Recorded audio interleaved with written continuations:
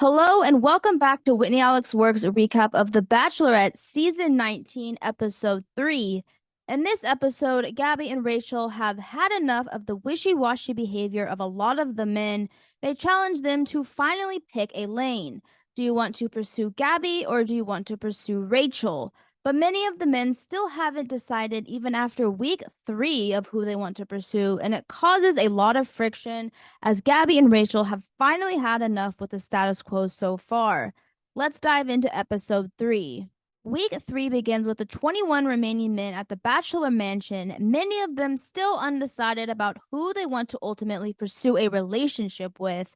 And let me just say right off the bat that finally the double Bachelorette structure is seeing its cracks. And honestly, it's surprising what happens this week with how some of the men act. Jesse Palmer comes in and announces the week's agenda. There will be one massive group date and two one-on-one dates. The first date card is Rachel's one-on-one pick, and it goes to Zach, the tech executive from California. Some of the men are disappointed, hoping that the date card could have gone to them instead, looking at you, Tino and Avon. Zach heads out to meet up with Rachel in Beverly Hills, and they greet each other with an immediate kiss. They are also greeted by Karamo, a TV host who wants Rachel, after seeing the last season of The Bachelor, to find love. Karamo tells Rachel and Zach that he has a fun date planned for them, and they are going to go to a movie premiere together. They dress up and have a nice time laughing and enjoying their moments together before they ultimately decide on their outfits and head out to the red carpet. Meanwhile, Gabby is seen heading over to the mansion to see how the men are doing, and things get awkward quick. It's a boys' club, and Gabby feels completely disregarded as no one shows initiative to get to know her better, and instead they play a game of football together. But Gabby eventually leaves feeling completely rejected about the men's behavior and is questioning the whole experience. More on this later. We head back to Rachel and Zach's date where they are headed to a movie premiere together of Me and You, where they kiss and enjoy the fun experience. And Rachel says that she is completely comfortable with Zach. They head into a theater to view this special movie called Me and You, which is footage of Rachel and Zach's upbringing, and it brings them both to tears. They share a kiss, bonding over their connection, and Rachel is emotional as she feels very close to Zach already, having bonded over their family connections and how both of their fathers brought them to the airport to watch planes take off when they were younger. And Zach, in his confessional, admits that he is already falling for Rachel. Zach and Rachel end up dancing and kissing, where Rachel asks Zach if he would accept her rose, and he says yes. And already we have a top contender for Rachel's heart. Gabby, for her one-on-one date, chooses Eric, but there is a twist. It's really a two-on-one with Bachelor Nation's favorite grandpa, Grandpa John, who is there to join Gabby and Eric on their date and enjoy their date together. They head out where they drive down the highway with Grandpa John in the back being a great sport, and they end up going to a tent where there is a lady ready to cleanse them spiritually. The three of them have a sound bath ceremony, and Gabby is focused on having good intentions and being a co-lead as the Bachelorette. Then, after they are cleansed, they head out to a bowling alley and they have a nice time together where Gabby invites an older bowler named Julie over to join the group. And then eventually, Gabby and Eric head over to sit down and talk. They end up kissing as they admit they are enjoying their day together. At the nighttime portion of this one-on-one date, Gabby meets Eric for a dinner date, and Eric opens up about his family, but this triggers Gabby as she tells Eric that she is estranged from her mother, and even though she is strong in her day-to-day life, deep down it bothers her that her mother and her do not have a relationship. This really affects her as she has to get up and starts to question her worthiness of love. She knows she has her walls and she knows she is imperfect as she questions her role as the Bachelorette. Gabby eventually returns to Eric and tells him that she is trying to be true to herself, as it hit her that being the Bachelorette is having a lot of responsibility, especially emotionally. And Gabby understands that she has a severely emotional side, as when she loves hard. Then Eric says that he promises to be open and honest with her no matter what. And then Gabby sits on Eric and then they start kissing each other.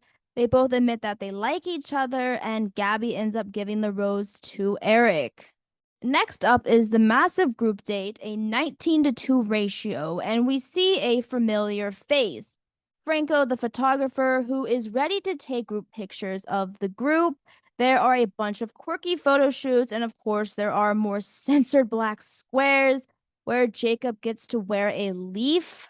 They also have a wedding proposal photo shoot, and Nate steals the show with Gabby as he really cares for her and really takes it up a notch. They share a kiss, and with that, everyone heads out to the nighttime portion of the group date. They head to SoFi Stadium in Inglewood for the after party, and we start to see more connections being built. First, with Rachel and Avon, they end up kissing and playing football and making out in the end zone. Rachel is seen connecting with both Jordan and Tyler, as well as Tino, who shares a kiss on the couch. Then we see the other side of the date of what is happening with Gabby. Gabby is first seen talking to Tyler, who tells her that he is interested in Rachel. Okay, that's fine. He's being honest, and Gabby respects that, but others aren't so graceful. Jacob, who decides to be randomly rude, tells Gabby that if she was the only bachelorette left, he would leave because he doesn't take her seriously, but he admits that she's hot. Wait, what? This seems very strange that he would say this, considering that I've never seen him talk to Rachel, and I'm surprised he didn't just send himself home right then and there, because Gabby rightfully doesn't take what Jacob just said very well. And just when you think it couldn't get worse for Gabby, it does. Hayden tells Gabby that his morals are more aligned with Rachel and that Gabby is, quote, rough around the edges. Again, what? A simple "I'm not interested in you" would have sufficed, but telling Gabby all of this was extremely rude and uncalled for, and Gabby is rightly upset. And when it's time to hand out roses, Rachel gives hers to Avon, but Gabby says that she has decided that she is not going to give out a rose. This shocks Rachel, who heads off to talk to Gabby about what just happened. And Gabby tells her what both Jacob and Hayden just said to her. And Rachel is equally shocked because, well, she just kissed Hayden, and also that she can't believe the men are treating them like this. She says just because there are two of us, they think they can act like this. And this again shows the cracks of having two bachelorettes, because some of the men are treating it as a free for all, and the men are taking advantage of the situation and the lack of structure of this season. But Gabby and Rachel know that there needs to be a big change or the whole experience will end in disaster. Gabby and Rachel are ready to make a stand and demand some respect. If you haven't picked a side, maybe you aren't going to pick one by now. Jesse Palmer comes out and tells the men that Gabby and Rachel are canceling the cocktail party, and that at this rose ceremony they need to finally pick a side. This, of course, leaves the men scrambling as they knew something was up with Gabby last night, looking at you, Jacob and Hayden, and finally the power is in Rachel and Gabby's hands. Rachel and Gabby are both dressed in black and are serious in taking their journey to the next level. Gabby addresses that she was hurt by choice words at the group date, but she is confident that she will continue her journey to find love.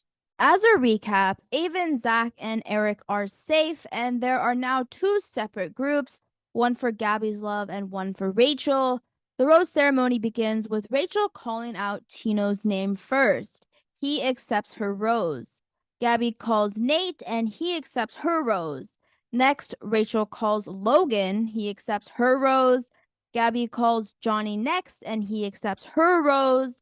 Then Rachel calls Tremaine, and he denies her rose, aligning with Gabby. And suddenly Jesse comes out and takes a rose away from Rachel's podium. But Tremaine heads back to the stand and is hoping to be picked by Gabby. Gabby then picks up her next rose and hands it to Spencer, and he accepts her rose. Rachel then calls Alec, and then he denies the rose, aligning with Gabby as well. Rachel is shocked, and Jesse then again takes away one of her roses. Gabby then calls Jason, and then he accepts her rose. Rachel then calls Tyler, and then he accepts her rose. Gabby calls Mario, he accepts her rose.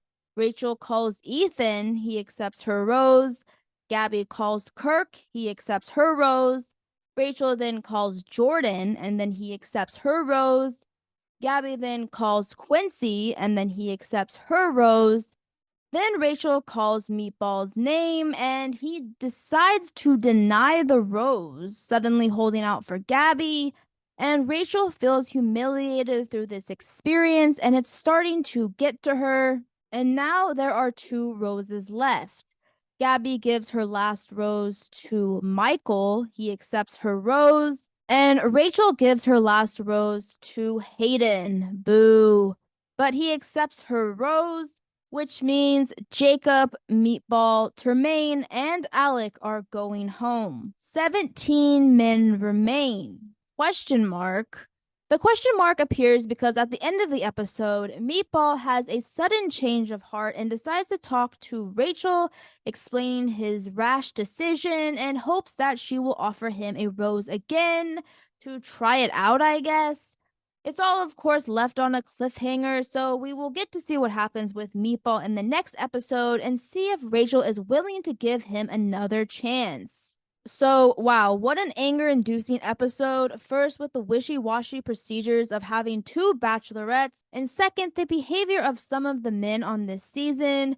It's hard to know who to root for because there is still so much unknown, and it seems like despite making a decision, some men are still contemplating who they ultimately want to pursue, looking straight at Logan.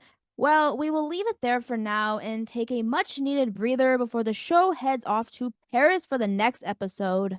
Thank you for watching Whitney Alex Works' recap of The Bachelorette Season 19, Episode 3, Gabby and Rachel's Week 3. If you enjoyed this video, please like and subscribe at Whitney Alex Works for more videos in the future. See you soon for the next episode.